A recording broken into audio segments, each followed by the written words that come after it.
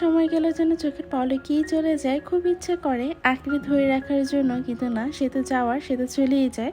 আর খারাপ সময়গুলোকে যতই চেষ্টা করি তাড়াতাড়ি পার করার জন্য, কেন জানি যেতেই চায় না। আসসালামু আলাইকুম, সবাই কেমন আছেন? আশা করি যে যেখানেই আছেন আল্লাহর রহমতে ভালো আছেন। আমিও ভালো আছি আলহামদুলিল্লাহ। সবাইকে স্বাগতম জানাচ্ছি আমার ছোট্ট একটা চ্যানেল মার্জানস মম। আমি ইফতারে বানানোর সময় যখন এই রান্নাঘরে যাই, আমি কিন্তু টিভির মধ্যে এরকম গজল ছেড়ে কিংবা আগে হচ্ছে কোরআন তেলাওয়াত ছেড়ে তারপর কাজ করতাম। পরে এক জায়গায় শুনলাম যে এভাবে কোরআন তেলাওয়াত ছেড়ে কাজ করাটা নাকি ভালো না। তো কতটুকু সত্য আমি জানি না। তারপর থেকে আর ওইভাবে কোরআন তেলাওয়াত ছাড়া হয় না, মানে এটা মনোযোগ দিয়ে শুনতে হয় নাকি কাজের ফাঁকে ফাঁকে কিন্তু শোনা যায় না। তো আমি আর ওইভাবে ছাড়া হয় না, গজলটাই ছাড়া হয়। আমি এখানে মিন লেমনেড বানাচ্ছি। এখানে পুদিনা পাতা, আমাদের ছাদ বাগানের পুদিনা পাতা এটা, তো সেটাই ধুয়ে নিয়েছি। তারপর এখানে চিনি, বিট লবণ, সামান্য পরিমাণে একটু জিরার গুঁড়া, আর হচ্ছে এই তো আমি ফ্রোজেন করে যে লেবুগুলো রেখেছিলাম সেটাই দিয়ে দিয়েছি। এখন সামান্য পরিমাণ পানি দিয়ে হ্যান্ড ব্লেন্ডার দিয়ে ভালো করে মিক্স করে নেব। ব্লেন্ডার বের করলে সেটা আবার অনেক ঝামেলা, তাই আমি বেশিরভাগ কাজে কিন্তু হ্যান্ড ব্লেন্ডার দিয়েই করি। খুব সুন্দর করে কিন্তু এটা মিহি হয়ে গিয়েছে। তারপরে ছেঁকে এই তো গ্লাসে আইস দিয়ে তারপর আমি এটা পরিবেশন করে নেব। ঠান্ডা ঠান্ডা খেতে কিন্তু অনেক বেশি ভালো লাগে।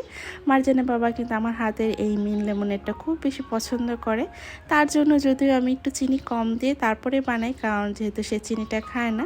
আর যে কোনো জিনিস ডেকোরেশন করলে আমার খুব ভালো লাগে, তাই ছোট্ট করে কিন্তু কিছুটা পাতা দিয়ে দিলাম। আজকের ইফতার আয়োজনে খুব সামান্য রেখেছিলাম, জাস্ট 3টা চিকেন পিস আর হচ্ছে ছোট্ট ছোট্ট পরোটা বানিয়েছিলাম। কিন্তু পাশের বাসা থেকে আন্টিরা আমার জন্য ইফতার পাঠিয়ে দিয়েছিল, সেটার জন্যই কিন্তু পুরো হচ্ছে আমার টেবিলটা ভরে গিয়েছে। তো রেখেছিলাম সিম্পল আয়োজন, কিন্তু হয়ে গেছে অনেক বেশি, কিন্তু সব কিছু কিন্তু শেষ করা যায়নি। ভিডিওর এই পর্যায়ে যারা আমার সাথে আছেন প্লিজ একটা লাইক দিয়ে তারপর ভিডিওটা কন্টিনিউ করবেন। ভিডিওর কোনো অংশ যদি ভালো লেগে থাকে অবশ্যই কিন্তু কমেন্ট করে জানাবেন। আর যারা নতুন আমার চ্যানেলে ভিজিট করছেন প্লিজ আমার ছোট্ট একটা পরিবারের সদস্য হয়ে যেতে পারেন, চ্যানেলটা সাবস্ক্রাইব করে। রহমতের মাসগুলো কিন্তু আস্তে আস্তে শেষই হয়ে যাচ্ছে। আমার কিন্তু রমজান মাসটা খুব বেশি ভালো লাগে, কিন্তু কিভাবে যে দৌড় দিয়ে চলে যায় আমি সেটাই বুঝি না। আমি জানতাম প্রথম রমজান যাওয়ার পর থেকে কিভাবে যে রমজানগুলো চলে যাবে দৌড় দিয়ে, আমি ওইভাবে বুঝে উঠতে পারবো না। সেটাই কিন্তু হচ্ছে, কিভাবে যে চলে যাচ্ছে আমি ঠিক বুঝে উঠতে পারছি না। তো ইফতার করার পর মার্জানকে একটু পড়তে বসিয়েছি, যদি স্কুলটা বন্ধ করে দিয়েছে। পরীক্ষা হওয়ার কথা ছিল, কিন্তু মিসের সাথে কথা হয়েছে পরীক্ষা নাকি ঈদের পরই হবে, ওর যে সিলেবাস আছে সেটা অনুযায়ী। তো সেটাই দেখছিলাম যে কি কি পড়াতে হবে, কীভাবে পড়াতে হবে। মেয়েটা তো আমার ছুটি পেয়ে একদমই পড়তে বসতে চায় না, তারপরে জোর করে যতটুকু পড়তে বসিয়েছিলাম। পড়ার মাঝখানে কিন্তু ও অনেক দিন ধরে শখ করছিল কেকের জন্য, তো সেইটাই কিন্তু বসিয়ে দিয়েছিলাম। সেটা হয়ে গিয়েছে। আমি একসাথে অনেক কাজ করতে হয়, একদিকে মেয়েকে পড়াচ্ছিলাম, কেকও বানাচ্ছিলাম, সাথে হচ্ছে আমিও কিন্তু একটা আরবি ক্লাস করছিলাম। এই তো মেয়ের পড়া শেষে ও কিন্তু খেলতে চলে এসেছে। আমি আরবি ক্লাসটা করছি কারণ আমাদের আরবি কোরআন পড়াটা কতটুকু সহি সেটা বোঝার জন্য। তো যেহেতু অনলাইন ঘরে বসেই করা যাচ্ছে, তো সেই ক্ষেত্রে আমি ভাবলাম এই সুযোগটা মিস কেন করব। তো সেই চিন্তা করেই কিন্তু আমি অনলাইনের এই হচ্ছে আরবি শিক্ষার এই কোর্সটা করছি। আল্লাহ ভরসা, দেখা যায় কতটুকু শিখতে পারি। এখন পর্যন্ত তো আলহামদুলিল্লাহ ভালোই যাচ্ছে। এটা কিন্তু আজকে পরীক্ষা ছিল, খুব বেশি নার্ভাস ছিলাম। এত বড় হয়েও পরীক্ষা দিতে কিন্তু এখনো ভয় পাই। তো মার্জান বলছিল আজকে নাকি ও কেকটা ডেকোরেট করবে, তো আমি বললাম ঠিক আছে তুমি করো। তো আমি ওর হাতে সব কিছু রেখে আমার বাকি কাজগুলো আমি করতে চলে গিয়েছি। আমার তো আবার কাজের শেষ নেই, একটা রেখে আরেকটা কত কিছুই না সামলাতে হয়। তো সন্ধ্যার পরে হয়তো আমার কাজটা বেশি পড়ে, যখন আমি দিনের বেলা হচ্ছে সেইটা রান্না করি না।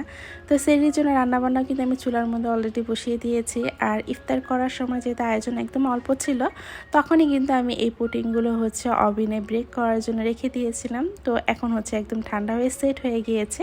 মার্জান খুব অনেক দিন যাবৎ ইচ্ছা করছিল কি পুডিংও খাবে, তো সেটার জন্য কিন্তু বানিয়ে নিয়েছি। মাত্র 1 কাপ দুধ দিয়ে কিন্তু আর একটা ডিম দিয়ে কিন্তু এই পুডিংটা বানিয়েছিলাম। খেতে কিন্তু বেশ মজা হয়েছে, খুব ভালোভাবে কিন্তু সেট হয়েছে। এই তো আমার মেয়ে ডেকোরেট করার ফাইনাল লুক কেকের।